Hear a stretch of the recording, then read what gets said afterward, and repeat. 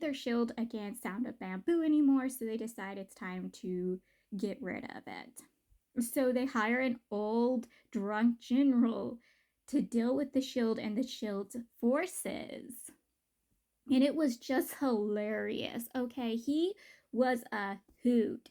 He was so entertaining. Like, he deals with this like an episode of Tom and Jerry.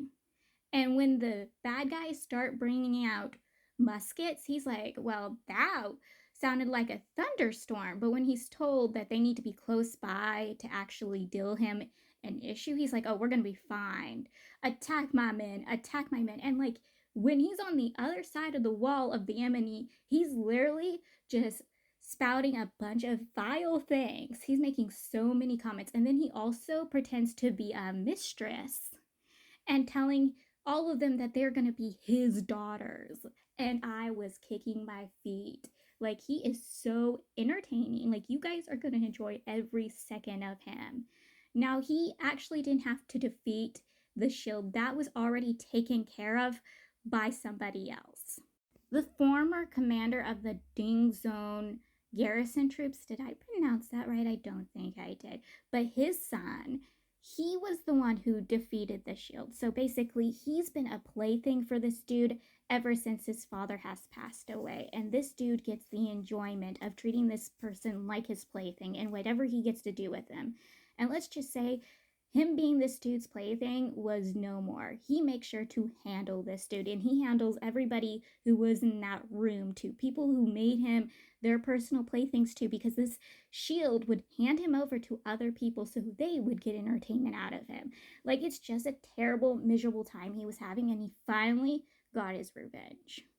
Muskets, they're hard to come by, and they're very expensive. So you're wondering, how did the shield, get hold of these? So one of his two men, he had the resources and the abilities to get hold of the muskets and knew how to use them and taught this guy how to use them.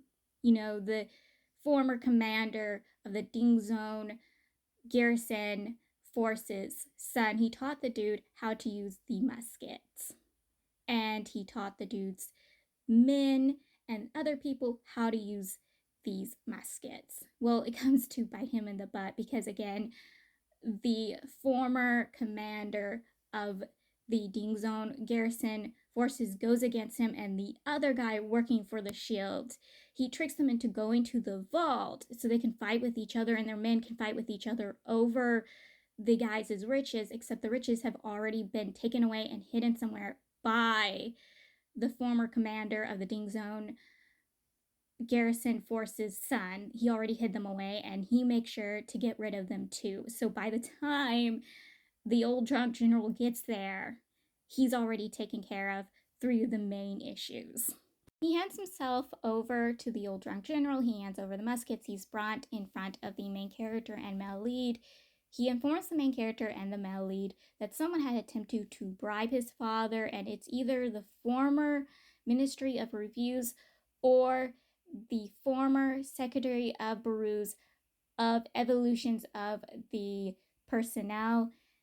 The guy who the main character was kind of buddy-buddy with, not really buddy-buddy with at the get-go of the books, if I remember correctly, that was the dude. But yes, and since both of them are already all gone, they can't really find out which one it was, but they believe it was one of those two. And because the bribing hadn't worked, his father suffered for it. And he obviously suffered for it too. Then he also reveals to them that their other main enemy in the story, the dude who's the father of the guy who killed the male lead's father, he tried bribing their shield and was going to do something that would have caused problems and issues for Sound and Bamboo. But the dude did not take this bribe. He did not. He did not take the dude's bribes. And so the Sound and Bamboo was safe and sound. He then tries to convince the main character, Melly, to let him join their forces and stiffly work under the Melly and teach them how to use the muskets, except they're not going to let him do that.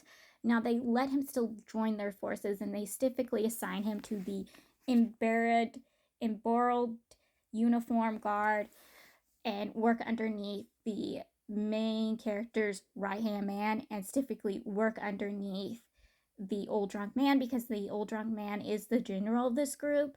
And so he's going to be under the drunk general's watch and also under the watch of the main character's personal guard, but he's also going to be signed there to keep the personal guard in his place because the dude sometimes gets a little big of a head and really wants to put himself very up there, so they need to keep him in place. So he's gonna be also inside to keep this person in place. Basically, they're both there to keep each other in place, which obviously the personal guard realizes and is very pouty about it, but agrees to do this. The main character's personal guard, he has a conversation with the main character's student, the one who's romantically involved with Gentle Jade. They're not romantically involved with each other right now, but it's obvious that this dude has come to fall for Gentle Jade and he wants more with Gentle Jade. And right now he's assigned to be Gentle Jade's main personal guard and protector and caretaker. And he has a conversation with the student being like, why don't you want more in life? Don't you want to be more than this dude's caretaker? Don't you want to sail higher? And the dude doesn't anymore. He's going to allow this guy to continue sailing and higher and doing everything once he did want all those things. But now being assigned to Gentle Jade, he doesn't. He only wants to be Gentle Jade's caretaker, personal guard. That's all he wants now. Something questionable does happen between Gentle Jade and the main character student, and it's basically kind of uncomfortable. Like, if you read it, you might be uncomfortable and you might not be very happy with the main character student because it felt really forceful, honestly, and obviously Gentle Jade didn't really like it. Like, he also looks down on himself for wanting those urges too, so it makes you uncomfortable for him because, again, he looks down for himself on this, and he also has those issues and problems with himself over his injury and his inability to walk. Like, you just feel really bad for him, and especially after what happens between him and the main character student. Like, you're gonna be uncomfortable. The nobility, they basically been stealing resources and lands from the commoners, and it's caused issues and problems. And obviously, our main big bad, he wants to take care of this. He wants to investigate this. He wants to solve the issue. He wants to punish those who were doing this. And the Empress Tagron tells her men to start handing over their land back and also start opening up their vaults and handing over food and resources to the commoners. She also tells them to find somebody who can play the perfect piece. Somebody who can instigate it but not actually instigate it. Just basically make the main big bad please. Because he can't do anything until the crown princess is made emperor. He can't really truly do anything, but having somebody there to keep him pleased would probably work for a bit. Santa Bamboo, when she goes back home and she's looking through all their financial deeds, all their financial information, and usually it's always a mess. Except this time it's not, and she finds out that Ripples and Fragrance had went in and fixed everything. She put all of the Timely Rain's concubines in line and keep them from touching any of the finances, making them touch their own finances because they have ways to make money outside of the home. She keeps all of the sons in line too when they come knocking, being like, give our mothers money. And she's like, oh, but don't you guys have debts? Here's all these debts. I can use these debts to take your mother's properties for myself, as Clara wrote. So she has all of them in line. And our girl, Santa Bamboo, is kind of pleased by this. Like, both women are baddies, full on baddies.